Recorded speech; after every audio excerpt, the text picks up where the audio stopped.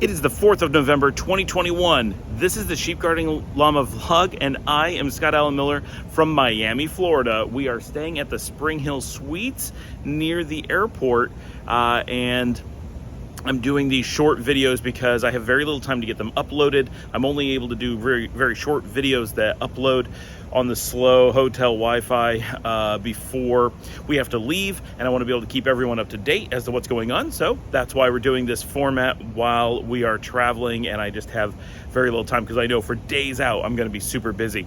So we're here by a beautiful lake. It's a really nice location, but I do want to point out while I'm hanging out filming this that this is the warning sign we have. Let me get a little bit closer to this just so you can see it. Yep, welcome to Florida. So this morning we were able to sleep in. It's very comfortable here. The hotel's very nice.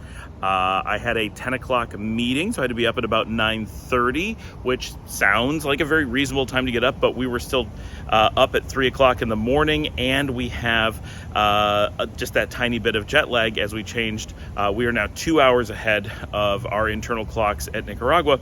Not that we haven't been traveling, so we're a little bit flexible on that, but it feels to us at best like 1 hour, if not 2 hours. So it felt like we got to bed around 2 o'clock in the morning and got up at 8, which is not the end of the world. That's enough, but we were sleepy and it was a long day of travel, but everything went fine yesterday. Today, our original flight was just after 2 o'clock. It has been pushed. It is now just after 4 o'clock. So we are going to be here longer than we thought. We got a late checkout, and the hotel shuttle is scheduled to take us at 12:30 to the airport. We figure take about half an hour to get there. In reality, it'll probably take 5 minutes, but you got to be safe with all these things, lots of time. And you can probably do everything at the airport in 2 hours, but you're supposed to give yourself 3 when doing an international flight. We're just doing a late checkout in Miami and have nothing else to do, so we're giving ourselves a little bit closer to 3.5. So all in all, we're leaving for the airport a little over 4 hours before our flight. So there's a really good chance that we're going to be in the airport for a really long time, being incredibly bored.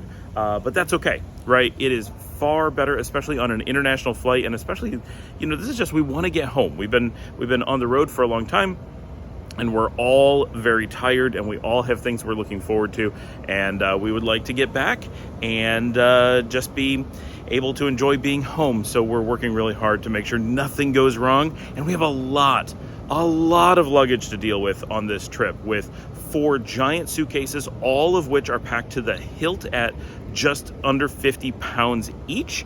So we have maxed out what we're able to do there on our big luggage. We have 4 completely maxed out carry-ons each at 10 kilos for every one of those. And then each of us has a backpack that counts as our personal item and is kind of pushing the numbers. So we all have stuff underneath the seats in front of us when flying. We all have the big items in the overhead bins, and we all have 4 giant checked bags flying. It's all we can do with 3 of us to move the luggage through the 4 of us to move the luggage through the airport at any given moment. It is really hard, all of this. So that poses a lot of problems. We can't just pick up and run anywhere. We have to be able to shift all of that luggage with whatever we're doing.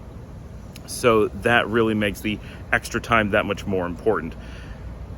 All right, we have, at this point, I'm recording this at 11:15. I have just over an hour to do everything. We got to pack up. I mean, we're mostly packed, and we will be on our way to the airport in a little over an hour. I'll see you in the next segment.